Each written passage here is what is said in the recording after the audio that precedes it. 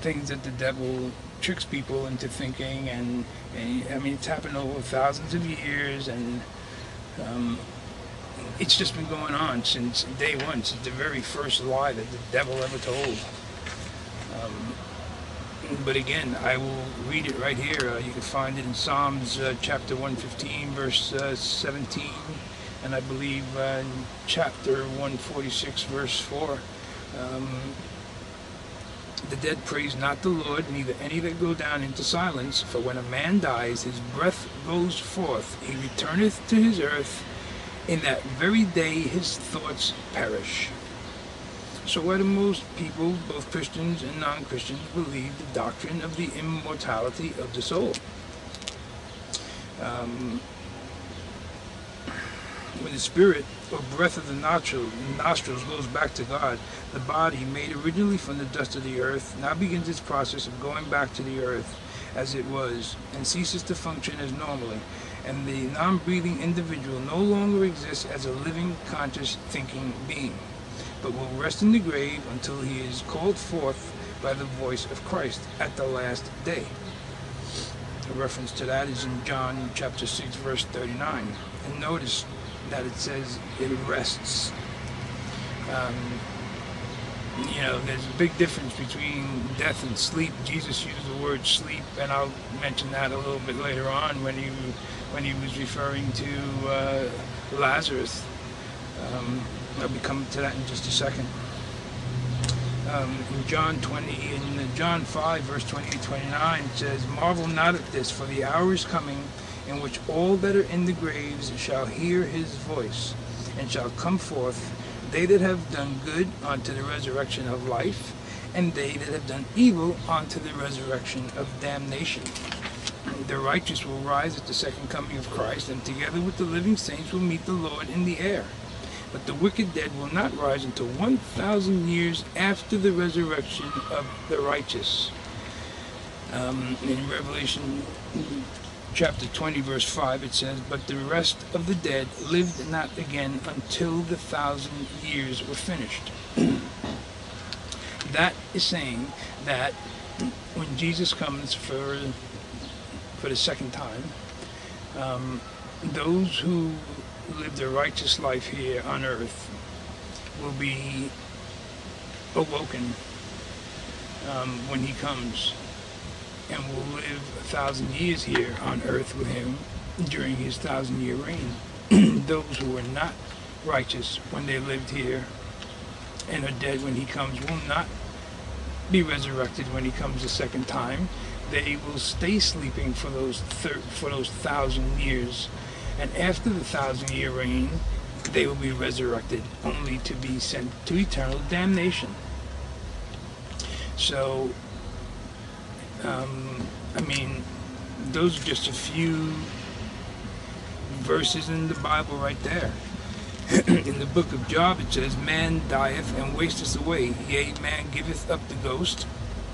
And where is he? As the waters fail from the sea, and the flood decayeth and drieth up, so man lieth down and riseth not, till the heavens be no more.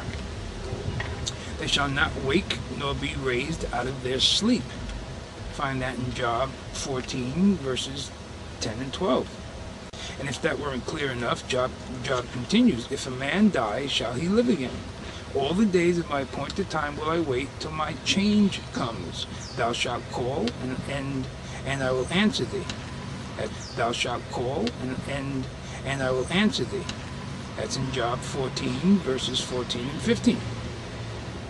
Obviously, Job believed that he would sleep in the grave until Jesus called him out of his sleep on Resurrection Day, not before. It was Jesus who spoke of death as a sleep when referring to Lazarus' state. He never once implied that Lazarus had gone to heaven, but on the contrary said, "Our friend Lazarus sleepeth, but I go that I may awake him out of his sleep." Find that in John chapter 11, verse 11. Then in John 11:23, Jesus tells Martha, "Thy brother shall rise again." And Martha responds, "I know that he shall rise again in the resurrection at the last day." He shall rise again. Meaning Lazarus would rise for a second time. Jesus woke him the first time out of his temporary sleep. If Lazarus was such a good person that Jesus thought he was good enough to raise, it would be impossible for Jesus to have raised him and for Lazarus to have walked the earth if his soul or spirit had already gone to heaven. Lazarus' spirit did not go to heaven. And it would be impossible for him to raise him again the second time. If his spirit was already in heaven, there would be no need for Lazarus to be raised again when Jesus comes the second time. And obviously Jesus knew that the second coming would be a long way off, so he knew that Lazarus would already be physically dead by the time of his second coming also. Just logical thinking.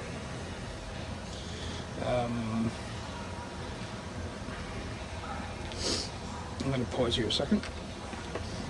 Okay, Jesus in calling up Lazarus,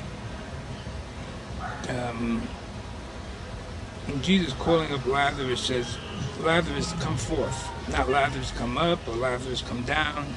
Jesus' use of the word sleep is a very appropriate synonym when used in place of the word death, because the word implies a temporary state, which is what Lazarus was in. He was in a temporary state until the second coming. He was in a deep sleep state, which is where everyone is when they die.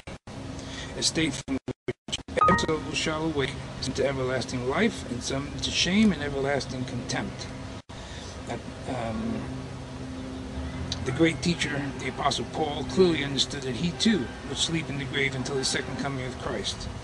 He says, "For I am now ready to be offered at the end. The time of my departure is at hand. I have fought a good fight. I have finished my course. I have kept the faith.